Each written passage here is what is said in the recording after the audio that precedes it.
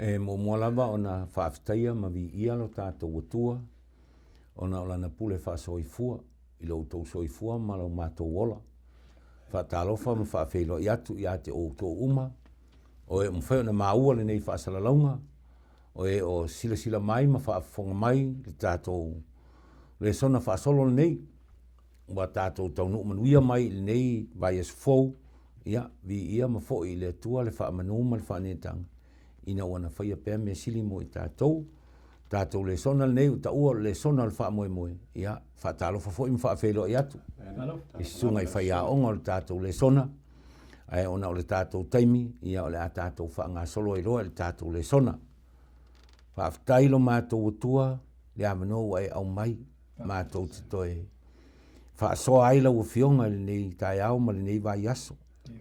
O le mātou wha naunga lava lo mātou tamae o i le langi, ina ia mawhai ona tō sina nisi, la tō te iloa ma malama i le au o le wha o le tanga.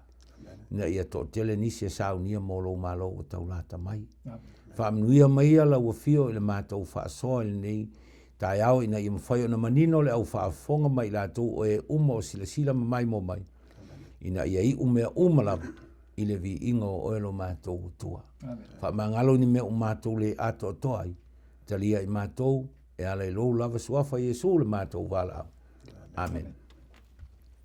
Ia, o le Lesona lona sifuru mo le tolu nei, o le Lesona muli fo nei o le nei kuata, mai toe whatalofa atu le tātou au whaafonga, ma tātou paanga masani o le tātou Lesona nei o ta ua Lesona le wha moe moe. O le olanga i le Feagaiga fou, ia po le soifuanga i le Feagaiga fou. O le autule o le tātou Lesona muli. Sa tātou savavali mai nei kuata atoa lava. Ma le tātou autu o le folfolanga. Le ala o tātou tini taunu i le whaaiunga le nei o le Lesona le nei o lutala o le folfolanga. Ia le ala o wha ulutalaina o le soifuanga i le Feagaiga fou. Ia, nga tātou whaanga sori le Lesona, lau sunga sa mana. Ia, saunoa ia mo le tau whaapulapulaina o le tātou matua tau loto. Ia e te ngane fo ia le whaatomuanga o le tātou Lesona. Ia, o le ola o le Feagaiga fou. O le sini atoa lea na tutul matai mai ala matanga. E whaatawa nga i le Feagaiga e whaavavau o le atua. Ia malana folfolanga. Amen. Ia, o le aunga atoa lea o le fufuanga lea ta o tātou o le fufuanga o le whaoltanga. Ina ia toi fo il tangata i le ola e tusai ma le finingalo o le atua. E la o ta o tātou i aso nei o i le nganga o le fufuanga o le whaoltanga mai tuspaia. O le ola fou. O le ola fou ona ua ta utuai le ola tuai ona o le angasala. Ia le la na le ona toi mana o bia toi whaafowina o i tātou. Le la o tātou mo ia i la fo i le tawalunga le o tātou mo i tātou le so o tātou le so ne pe o le winga le lei fo la ia le whai u ia ia le tau samaanga le na whai ele wawenga i Jesu o na amata le winga e fo e manatu le lei.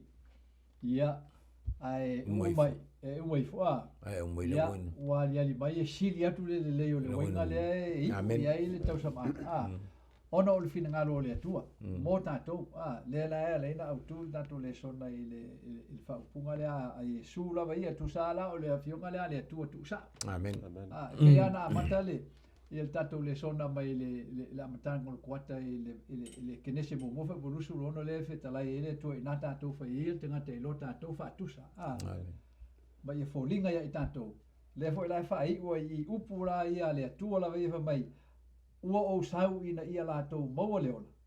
Ia maua tiri ai la. So, o le maua o le ola, o le finangalo na mata mai ei le ngai o inga le atua mo le ai ngā tangata ina ia manuia. Ia mawha manuia ei le atua. O le whai unga fo i o ngā ruenga le atua. E le ngata na ia maua le ola. Ia maua a tiri. So, o le whata unga la le folfolanga lea. O le ua atua toa ina ua fio mai le atua le tintangata ia Iesu ke viso le arupele o le atua toa tasi. O le amainga na e le atua o le tali mo i tātou. Ina ia tātou i loa. O le awala na e whaola i le atua tātou. E whaola le atua tātou ai lona lava soifua pa ia. Ua tongi ola ai a tātou angsala. Awai leisi sem whain tongi ola ina le angsala al tangata.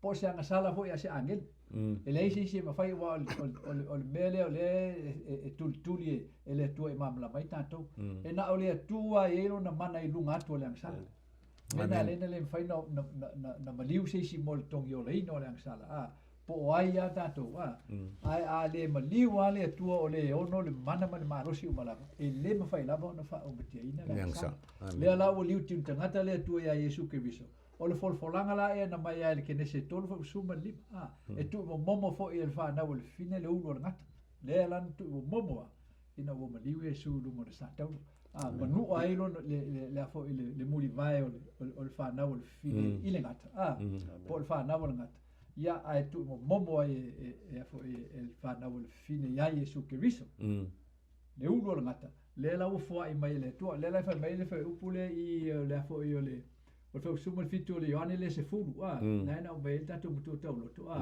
wa o tu ina tu lo wola ina ia o to au mai ai ole fitalainga le tu e fa singo nga i lona maliu mo tato o ia tu ina mai lo nola ina ia to au mai nai le ola ai au mai i le tin tangata le na maliu mai ia tanu la no ele ai to tu mai mal tino fo le tu le matai e manda to tau sinyo ina ia tato au lia awa wala ta le so fa mai le tu na mai le tu mo tato le tino fo na e le to yotila e fa ba le wa mai le tu ia tato on fa ata tanga i le fa tu e tato te fa on tato wola i le so i le ola fo na ai tato le fa tali si e fio mai Yesu na winga la o le ola fo le mana o le tu e tato mamala mai o le ola e fa tino e tato i le so amen e lo se ola e fa e tato fa tali si io o le masino fo po le langi fo po le langi fo ai o ta penga le tu tato e ala il maliu mal tu Yesu ke viso i tato mo wala le ola le ta o le tato o le ola o le whenga fo amen malo faftai ia o le vaenga lona lua le tato Lesona o lo fa upuina ma fa utala o le oli ia po le fia foi fa mai le momoli yoane mta mo fa upo fa ma to te tusi atu foi nei mea ia te outou ina ia ato to ai lo outou alofa lau sunga mtangia o le vaenga le lua le tato Lesona le o lo ia le sofa tau le ale apostolo Ioane folinga e fa tau ia ile fa mtalanga le o le soifuanga i le fenga inga fo o folinga o stangata o la fia se o mai sau amen tai o ke lo le nga ka ko kala ngo inga ngi ko ka ko le fenga inga ia ai o leisi le mea o leisi le pengfiki o fenga inga o ka ko o mo le fenga inga fo ia o le fenga inga fo le o ka ko mangingo le ia o le fenga inga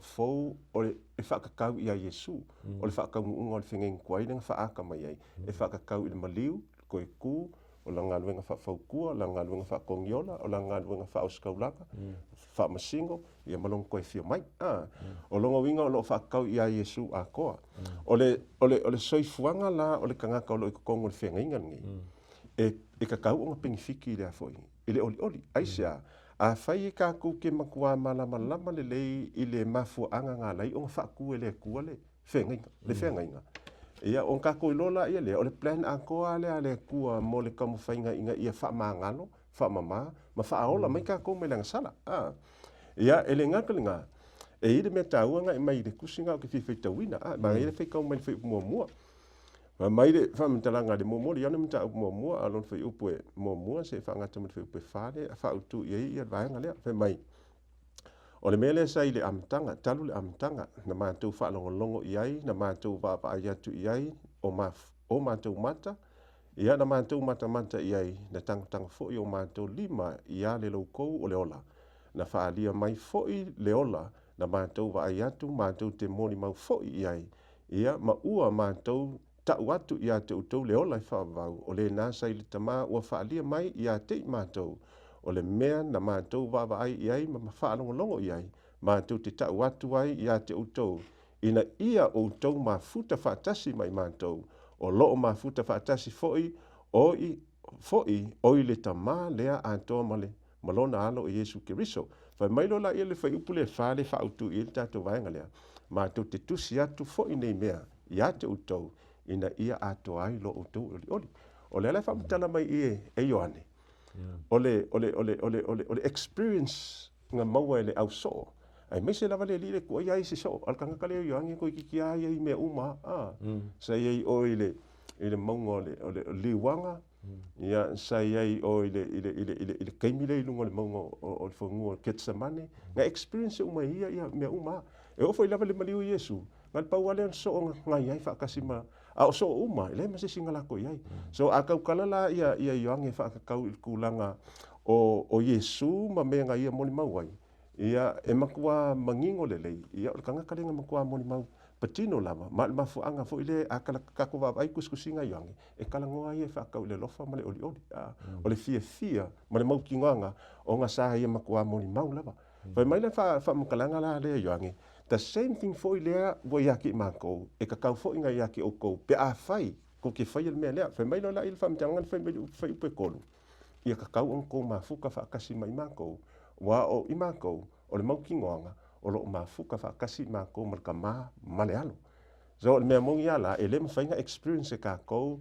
le oli ia pe a fai ele ia se mafukanga ka ko mai Yesu ia ele mafaila on ka ko mo sisi mafukanga kuako se vanga le mafukanga i kongo sisi o manga ila ko o lo ia i kongo feainga le ia o la ule fa popo fa te vanga le fa tai ia fa tai sa loto mai le sala fai mai le roma e valvo momo o le nei wale ai se fa sala ie o ia ke riso Yesu o ele sa vali ila le tino ai ila le nganga samana e folinga mai fa mtalanga le a Paulo ai ai le tangata ia ke riso wale ai se pule le fa sala e to o le aso fina mari o le winga atoa na o le liu tim tangata o le atu ona o le anga sala le fa sino ia le ngaluenga o le pau o le tangata i le anga sala o nofo i tono le tino o le tangata le nofo ai mon tu ina o le au mainga la le atua o le afo o le fofo o le anga sala na au mai ai lon tino ele au mai ai se manatu po se ta ofi fa ai le iso le tino ai na au mai ai le atua le tino nano le tino le na fai le atua le tangata le fofu o le tino la e na manava e le tua le manava ola ma ve te ngata ola o le tino ana lento au mai e le tua le afo il fenginga fo e ala ya Yesu Keriso ile afo ile nga luenga le nga pa ia mali le fini ona fa na mai ele o lo nalo le alanto tu mai ele o Yesu ile tino fo la ya o le ta ua o le tangata ola e pe on ta o le kenese bobo o ta ua o le nganga ola o Yesu la lento tu mai o tu mai il tino ale ta o tino tangata o tu mai male tino tangata o le nganga ola o lo ia te elena ni fa mai Yesu o mai il mai te o le pule o tu ina tuelo ola mo to au mai ele ola mai le pule al na le mai ina e mai ona fa ola tato ia matato sa o loto mai ele le mele o le angsala a wai le faina esa o loto mai langsala pa fa pe o le pule o e tu ina o tino o tu na o tino le ale ona ele sa loto mai le fa salanga o le anga so wa me mafana le ta o Paulo o e o ya ke riso Yesu o le to ya te la to se fa sala o le se fa sala logo winga o e tel ton o fa manga loina matongi o leina la o anga sala ile maliu Yesu ke riso ona ua manu malo Yesu ke riso i fa o so ia e te to ila loi amen ona a mai ele ia te o ia le lo fa tutua le manu malo ale tasi amen ina ia fai o tanto vola ile so e au normal tanto to i lalo ro fa sala lo ma fa ia te o amen pe ona e te mo fai te pe ona e te mo fai ma e au sia le fa tutua le fa mai su fa tutua mai ta na fa tu mai le te na tu maule o tato ono le ato to ke riso po le mano ke riso na fa tu ba wina tato ai lo tato marosi so o fa sala la le mga o ia le tu ese me o tato ba holenta o el tato Lesona talwai il e peru ele mo fai el toto povi ma oti on ave ese le on fa mai na le lotto 40 for tangata nga sala mai taulanga ya so fai so ai mo fai el toto Yesu Keriso ona ave seina le afo le to le longa nai le lotto 40 for le mafo fa lo winga fai le nga pa io le tu fa ma tanto fa tu ma vai a tanto to file mu mai a tanto o langa nga sala ile o langa tuai mai a tātou le o la fou, ua tātou i loa, ua wha māro loa le tua o tātou o langa tuai. Ai a mai a te tātou le o la fou leo tātou o le tātou lei paulo i. O e le sabavali i la le tino. Ai sabavali i la le anga. La le anga. Ta ua tele le vaenga na. O e sabavali i la le tino. E wha lango lango lo latou tau mawhainga i wha o tanga. Ia latou ngaruenga e wha tino. O le ngaruenga le ta o le ngaruenga le wha o tanga. O ngaruenga i la le anga.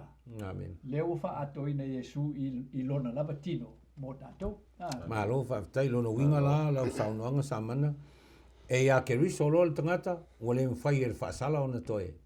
O na toe whaasala ina awa uma o na maliu ke riso e te tongi le sala le tanga. Ua te tau, pe a sa o le lei o na lafua i le tangata, lona wha moe moenga mo le wha o le tanga i a Yesu ke riso. Amen. Malo whaftai. Ia, whaasolo atu le vaenga lo na tolu. O le tātou Lesona lava, o le Soifuanga le Feagaiga fou. Whaimelo o le apostolo Paulo Efeso e tolu suma le fitu. Ia nofo mau ke riso i o tau loto i le whaatuatua. Ina ia mawaa o tau ma ia whaavaina i le alofa. Tau te mawhai ai o nei loa le leie o tau ma le aupa ia ato uma. O le winga o le lautele ma le umi ma le loloto ma le mawalunga. Ia i loa fo i le alofa o ke riso o sisiri ese lea. Lau sunga tangia. Fōringa o le soifuanga i le Feagaiga fou le ta ua mwhautala le tātou Lesona. E te tau o na soifua fo i tangata e le ngata ina Feagaiga fou a ia maua le loto fou o le utala na le tātou wasoli. Whaftai, o longa le au kua koanga o le taumwhainga le tua. Mai Feagaiga ian kamwhai e osia ma maun tangata. E whaata mai ai le plana le tua i le au wala lai taumwhai le tua ina i wha mamama lawe ina mai i tātou mai langa sala. O le lawe ina la i tātou mai langa sala. O e fina ngalo le tua ina i o tātou maua le loto fou lea. Wai pauleo le loto e talia ina le tua. Mama paule ko inga loko e mwhai e o ngā enta e kako le langi ma leo le wha. E taua ia tau nei me taua nei mai mauna. Whai mai ia nofo mau ke riso i o tau loto i le whatuatua. O le kau loko le sapati le nteatu nei, pole vaso le nteatu nei, o lo mau melkatia nai tolo whai pesuma tas. Ia o lo whapea mai e ola le tangata a miotonu i le whatuatua. E sesi la awala. E lea ia sesi awala a whailo ua pe o le maule ntatou masani ntatou whaongaina. Lua koronito mtau pe lima whai pesuma fitu. O se ua ia ke riso, a ia ke riso se tas, o le tangata fou ia, ua mawai mea tuai, whauta, ua whafouina mea uma, o a mea kuai, o leo langa kuai, leo langa ngasala, pai mai la, a ia ke riso lola se tas, ia, ua tangata fou ia, e le ngā kaila i ngā, ai whai mai i, e kakau o ngā whaku mawinga ke riso ngai ko kongo ia kakau, but there is no awala mi whai eng whaku mawinga, whai mai i whaku mawinga e ala i lo whatutua. O le whaako kua kaung whaku mawinga ai, lang whai mai e ola tangata mi o tonu i whatutua, o mea umalawe kako ke whaia, le ngaka i kakalia whaarutanga, ia wha maina i tātou, ma whaatu mawina i tātou, ia e ala kako kausio polo inga mtula whona le tua, e le ai a sesi awala.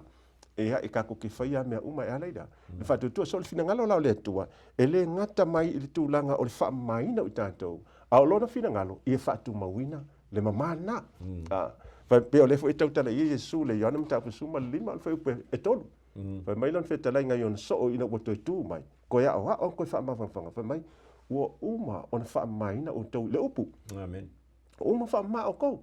Fa mai lo fe pe fa o le mele. Ia o ko ku mau i lo ia tau. Amen. Lo no wingo finga lo le to ele ya se si awala. Ia e ma fa ai ona sustain pele ma malea. O le fina ngalo le tu ele ma o le ku ka on and off. Pe o mga ko isi kangaka ia e kako ke ola pa ama pe fo linga mai it's a part of process o plan le kua mo kako ele ai mas intentional le kua e kaung kako fa penga onga o kako wa ia kako ke fia lave e kako ke ola pa ai le fina ngalo fa mai le kala le tua ia o koa ku mau longa winga e le kakau on kako ola fa pena pe o le fo te tala le tusio o Ioane, mo mole Ioane mta upe, e tolu alon fai upe ono, taua ia tau le tusina, o mo mole Ioane fai upe ono, tolu fai upe ono, fai mai, ele anga sala se tasi o e tu mau ia teia. Amengi, o longa winga, so skanga kala vai ku mau ia Yesu, ele ka kau koe fo i whaidang. O fina ngalo e tu, whamai aisea, whamai o se anga sala, ua le vai o ia teia, ua le iloa fo o ia e ia. Longa winga, o se skanga kala vai whaidang sala, inga ki le iloa kule kua. Si longa, ele iloa mai ia e Yesu. Amengi, a ia le whaiupuna i fitu e se tau e a tau mle whaiupe vadu, whamai le whana ue, aua nei whaaseira se tasi a te utau, o le whaile a meo tonu, o le a meo tonu, lea whaapei o naia, a meo tonu i oia. Kira kala whaamakalanga, e le ia se sea, e a meo kongu, o le whaamakalanga le ngā. Al fi ngalo le kua, whamele kua, a e whaia le a meo kongu, o oia le kanga ka meo kongu. O oia le kanga ka meo kongu, whamai lola il whaipe fitu, whaipe valu, o le whaile anga sala, mai le ki a polo lava ia. O lona winga, ele maa ngai ia ko inga fōlinga, pe a wha pe ka kokea, le ola ku mau. Ia le foi kala Yesu, ia ilan whamtalanga i le māteinu mtau pelusu mal whawha, pelusu mal koni. Mai a o le tu mau se i o le unga, e whaola ina. Longa winga, o le whina ngalo le tu, le ngaka ia whaafauina o tātou loto. Ia whaaku mauinga, le mamanga, ma le whaunga, se ia o lawa i le aso le unga. Ia o whaola ina le o tātou, ia o lau le whaapopo e whaatai. I le whamtalanga le Ioannis Fumaltasi i fo polusu na lima. O hau nei o le toe tū ma le ola. O le whaatua tō mai a teo e uilawa i nauti. A e ola lava ia. O le whengainga fōu ma le ola e whaabau sa mana.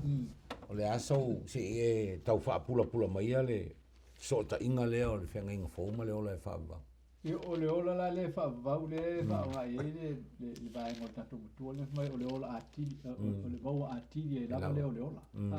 O le ola le nai whaavau. O le mafuanga na lea le tatu tautala i le ola fōu. O na leanga o le tatu te maua nei le avanoa mana mai e le atua le avanoa na ia tātou le na leina atofa e le atua le ono afe tausanga. E whaia i mwha uma i ngā ruenga ale ti a polo. E whaatitino lona, e whaatitino lona tā ofi lea na leina ona fau vale i le whina ngaro le atua ma soli le polo inga o le mālo le amio tonu o le atua. I lona manatu na te le mana o mia le atua. Mai le mana o mia fu e se tasi le atua. O ma whai lava e le tangata ia po le angelu na whai le atua.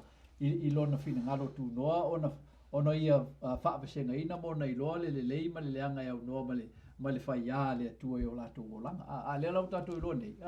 E le ai e le ma whai le tangata ona ia sa ili le ola whaavau mo ia maua le ola whaavau i sona tau mawhainga. E tasi ala wala i te mwhai ona e maua le manui o le ola. Pea e tu mau i le whini ngalo le atua. O le mafu anga hoi la na lea la ina tato maua le avanoa le i le so a mesi ala le temi neu tato ta ua le temi o le unga leo tato loo soifua i nei mao lai tato. Ina ia tato whaatiti noa la le whenga inga fōu lea na o mai ala ia Yesu ke viso. Lea ua mai e le tua mai le mea alofo le ngang pa ia len whetara e Yesu le au so. O ni tō o ai tō whaatali se i o tō mō le mea na folfolina. O le folfolanga la e o le au ina mai o le ngang pa ia. O le sui lo na tolu na o le a inga atua. O le sui muli fo il na o le fuafuanga o le wha o le tanga mo le wha o le tanga o le tangata. E sau e mau te tonu o le tangata. Ina o tō tu Yesu ma fio le langa. Ina ia mawhai e o na whailinga ruenga le tau e tātou pe a umal tau a mio tonuino i tātou. O na wha pa ia ina lo leo i tātou i ngā ruenga nā le nganga pa ia. E ala lo tātou ngā wai e tausi e polo a inga le tua ma tātou whaia le whina ngā lo le tua. Ma tātou manu malo e ui a na tātou ti ngā ina i os whainga ma wha oso so ngā ti a polo. E tātou te wha vai ma oa tātou te wha tua le wha o le tanga lewo mai e su. Ia ma tātou tautale i ngana ia pe upu e wha pe ma seo tātou o te ngatanga sala. O le a tātou te lalulangi ang sala. Ia ma tātou musua ia e tātou te wha ti noa leo langa wha pa ia ina. Ona o wha se se tātou o le te apolo a lefa mai e su. O au leo te pulu vanga mo o i le langi. O leo o uru fale i le malu o loo i le langi. E whai le pulu vanga muli a wale tongi o la ino oi. A e wha tuatua mai la ia te au. O aso mai wha foua ia le tua le baptisonga le nganga pa ia mo i tātou. Ina ia mawhai ei o na tātou sa vavali la le nganga ai le lai le tino. Ma tātou to i lalo ai pēa i tine nau le tino ono o tātou tau wa aina le ia le maliu Yesu ma lona toi tu. Wai o le liu tiu te ngata na o le atua ia Yesu ke viso. O wha ali mai e le atua ia tātou. e mawhai le tangata ua pa'u i le angasala pe o tau ave Iesu tino angasala. Ona manu malo i le angasala. Ona manu malo i whaososonga. E ala ia Iesu. E ala ia Iesu. Lea na whaatuatua i tama. Lea no na maua mailangang pa ia len no na whaitawa ili isa ia ile. Ila fo ile luka fo ile fast food malvat. Mai wo lunga fo ia te ule nganga o le atua. Le nganga na le tua sai lunga fo i o Maria na fa na mai Iesu. Le nganga na le tua lingi mai fo ila so Pentecost. Le sai lunga o so. Le o lingi mai fo i mo i tatou le ta o le tusi o yoe. E lingi mai le tua i lunga o tangata uma i le larolangi teime o le unga le o tatou ola nei. Ina ia ina i tatou upumoni uma ia. La le upumoni. O le sala mo man liu ese mai lang sala. O le upumoni la e le mana o le tua i tatou maua nei. Le la in tatou wa o nei o onga ma tatou saba vali e ma tatou fatinoa. Awa langa o le amio tonu na ke riso le tatou te mulmulta ia. La amio tonu na ke riso uin ta ang sala. Ai o ufitia i ta o le amio tonu ke riso. Ma tongi ola ta ang sala. Ina infaita ola le ola le fava. Ile so le na le fatu Iesu ia mareta. E te tonu a ul tu male ola. Amen. E mai mareta io te tonu e tu lo tu ngane te mo le uma. Amen. A mai Iesu o a le ola. Vale tu fa tu e a Iesu le. Na salo. La salo le asola e. Ai le fa te se o na fio pa Iesu. O tu la na le na e tu tu ai le so. Pa tatou woti il fatu tu il baptisoma. Amen. On tatou tu mai le lo fo. O tatou fatu tu i le tua. Ma fa fauina le tua tatou o langa yaso fai so. Tatou te tauivi e ava pe tatou te vai i tatou vai nga. Tatou ngā lulua yaso uma e ave ese vai nga na le tatou fo ia i le tua pe e pa u. Ma e te talo i le tua fa mangalo o te fa maro si mai o se e to sa vali i le awal sao.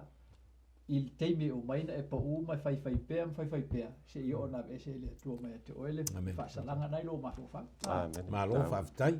Ia ona le tatou teimi to lua tatou minute ia to e lau som tangal vang mu le tatou Lesona. Feagaiga fou ma le galuega ona faimelo leo le mataio. Los fumalvalu fumalaiva. O le nei ia outou atu e fai nuu malava ma so. Paptiso atu ia te i latou soafa le tamā ma le atalii ma le agaga paia. Sei e amaia sau saunoaga faai umo le tatou vaega leo le tatou Lesona. Amen. Tau tele. So se vaenga lava tatou te whaatinoa mo le galuega le atua po o le tatou fo'i lava whaolotanga e kako ke whaia mea uma le whaatutua. Leo kako mau ki ngon kako mwhai whaavae le tua i ngā le winga lolonto ma le winga moni o le mafuaanga na lai na whaia le atua le whengainga. Le ngata ina ia whaafou tatou, a ia whaatu mawina tatou le fou. Wale me mongi aia, e ui ang whai mai whetalai mai le tua Iesu ia waku mai lava noi ai tatou te oi. E whai nu malama maso. E le kako ke ngofo ai le i wha mai kako whio soi whai.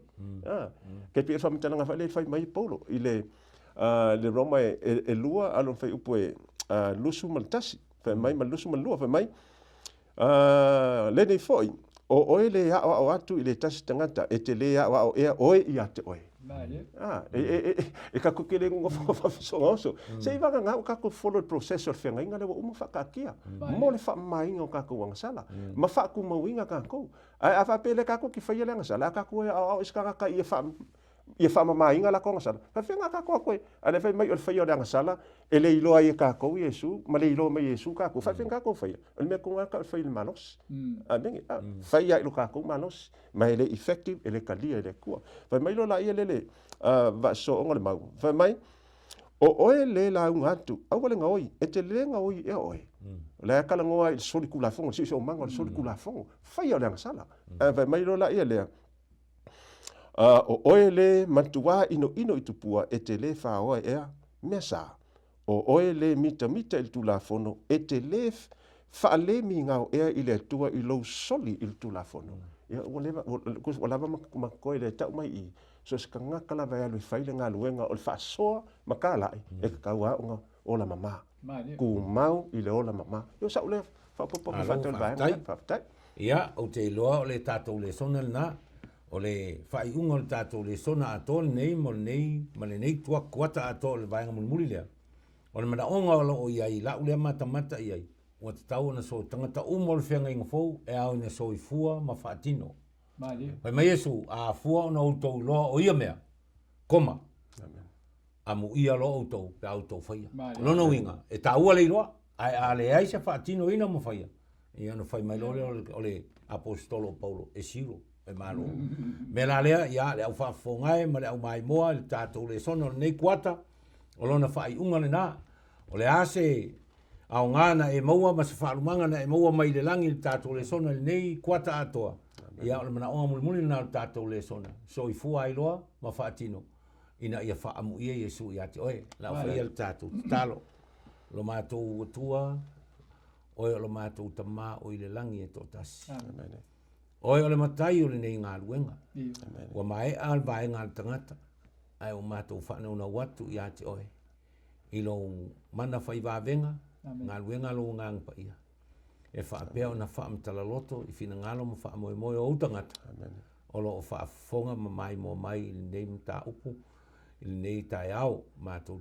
talo i lau whiolo mātou utua wha ngalo o ona pe a whai wale ato o tōna mātou avel whi au nei tai au ai whaalau tele oe ngang pa ia e i utuai mea uma i lo lava viing ona o Yesu o mātou talo atu ai nei. Amen.